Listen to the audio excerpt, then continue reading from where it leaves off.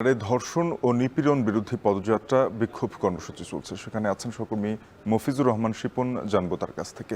শিপন, জানবেন বিক্ষোভকারীরা কি দাবি জানাচ্ছেন?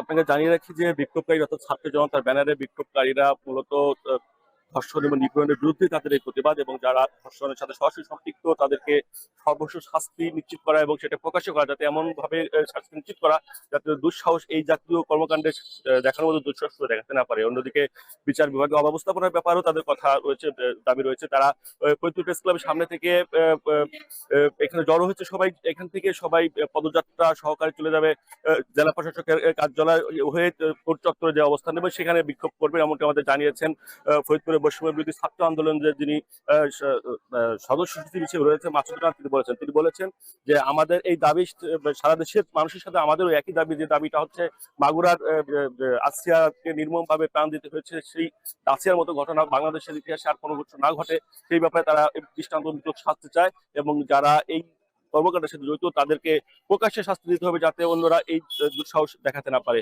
তো এখন আমি দেখতে পাচ্ছি যে বৈষম্য বিরোধী ছাত্র আন্দোলনের ব্যানারে ছাত্র জনতা কিন্তু ধীরে ধীরে কিন্তু আসতে শুরু করেছে, এবং তাদের কর্মসূচি রয়েছে বেলা 11:30, এবং এখান থেকে 11:30 তারা মূলত পদযাত্রা শুরু করে তারা বেরোবে এবং বিভিন্ন রকম স্লোগান তারা দেবেন। এখানে বিভিন্ন শিক্ষা প্রতিষ্ঠানের শিক্ষার্থীরা অর্থাৎ নারী এবং পুরুষ উভয় কিন্তু আসছে। পাশাপাশি আমরা দেখতে পাচ্ছি এই যে যেখানে অবস্থান করছে মানুষ তাই সেখানে কিন্তু সাধারণ মানুষও আসছে, বিভিন্ন শ্রেণী পেশার মানুষও কিন্তু ধীরে ধীরে আসা শুরু করেছে।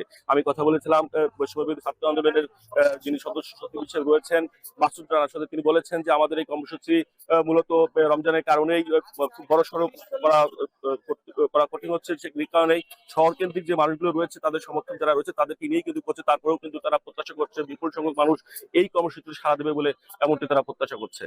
শাপিন। ফরিদপুর থেকে ধর্ষণ বিরোধী বিক্ষোভের বিস্তারিত জানাচ্ছিলেন মফিজুর রহমান শিপন।